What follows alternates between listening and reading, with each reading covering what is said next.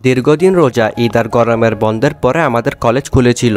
হ্যাঁ, হাসি খুশির দিন শেষ, এখন নাকের পানি আর চোখের পানি। অনেকদিন পরে কলেজে গিয়ে 2টা ক্লাস করে শুনতে পারি আজকে আমাদের হাফ ছুটি দিয়ে দিবে। অন্যদিকে ধর্মঘটের জন্য গাড়িও পাওয়া যাচ্ছিল না, তাই আমি আর বাসায়ও যেতে পারছিলাম না।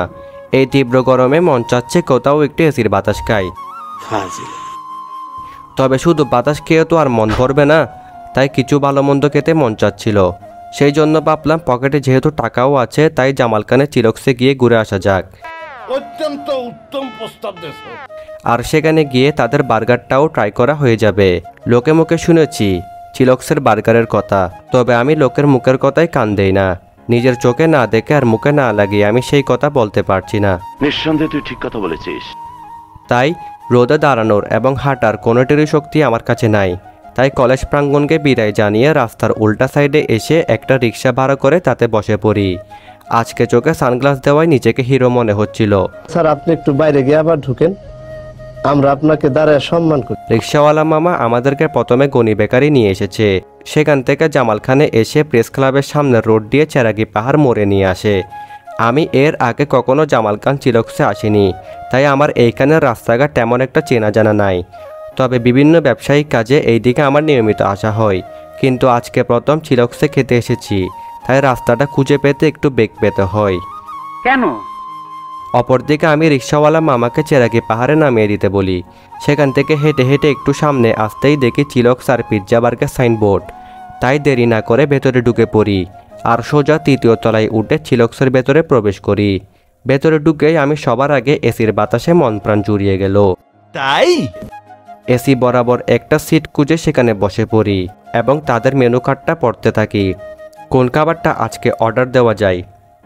আজকে পকেটে ভরপুর টাকা এনেছি, তাই সবচেয়ে ভালোটাই অর্ডার করতে হবে।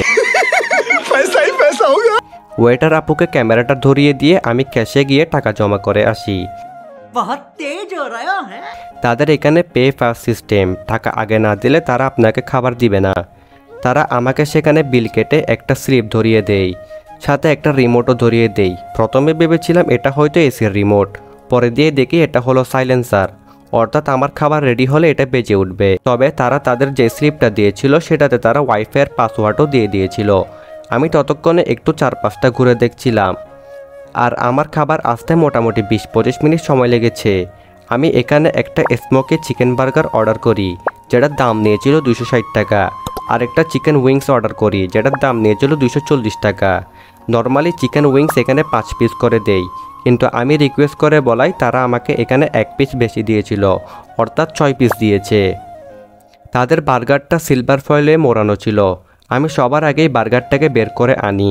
আজকে তাদের এই smoky chicken burger with extra sauce, এটা খেয়ে রিভিউ দিব। বার্গারটাকে আমি হাতে তুলে নেই, সাইজে বেশ বড় ছিল, একজনের জন্য এটা যথেষ্ট। তাই বিসমিল্লাহ বলে একটা কামড় বসিয়ে দেই। আমার হাতে সস লেগে যায়, তাদের দেওয়া টিস্যুগুলো দিয়ে হাত মুখ পরিষ্কার করে ফেলি। বার্গারের স্বাদটা খারাপ না, তবে নাম অনুযায়ী কামের মনে হলো না আমার, সেটার জন্য আমি আন্তরিকভাবে দুঃখিত। এরপরেই আমি চিকেন উইংসটা ট্রাই করি। এটার ফ্লেভার ছিল সুইট অ্যান্ড নাগা। ওয়েটার আপু বলেছে এটা সবাই বেশি খায়, আর এটার স্বাদটা অনেক ভালো, তাই আমি এটাতে একটা কামড় বসিয়ে দেই। মুখে দেওয়া মাত্রই জাল আর মিষ্টির একটা অসাম কম্বিনেশন ফিল করি। যথেষ্ট ক্রাঞ্চি ছিল, আর ভেতরের মাংসগুলো ভালো মতো রান্না হয়েছিল বলে খেতে বেশ ভালো লাগছিল। মন চাচ্ছে হাড্ডিগুলো সহ চিবিয়ে ফেলি, কিন্তু লোক লজ্জার ভয়ে খেতে পারলাম না। সেটার জন্য আমি দুঃখিত। আমি আপনাদেরকে এটা খেতে প্রেফার করব। আপনারা এই জিনিসটা অবশ্যই ট্রাই করবেন। সব শেষ করে আমি পেপসিটা ট্রাই করি। এই নর্মাল সাইজ পেপসিটার দাম রাখে তারা 50 টাকা, সাথে একটা স্ট্রো দিয়েছিল। যদিও আমি এটা নিতে চাইলাম না, তবে তাদের কাছে সবগুলোই ইসরায়েলের পণ্য। এক প্রকার বাধ্য হয়ে আমাকে খেতে হয়েছে। চিলক্স কর্তৃপক্ষের উচিত এইসব পণ্য বয়কট করা, তাহলে আমরা সাধারণ লোকেরাও অটোমেটিক বয়কট করতে পারবো। খাওয়া দাওয়া শেষ করে আমি চিলক্স থেকে বেরিয়ে পড়ি। বাহিরে তাদের এই ট্রেডমার্ক লোগোর সাথে কয়েকটা ফটো সেশন করে ফেলি। আমার এই ভিডিওটা ভালো লেগে থাকলে আপনারা আমার পেজে একটা ফলো দিয়ে দিবেন, এবং আমি আপনাদের জন্য এরকম আরও সুন্দর সুন্দর ভিডিও বানানোর চেষ্টা করব। আপনারা ভালো থাকবেন, সুস্থ থাকবেন। আল্লাহ হাফেজ।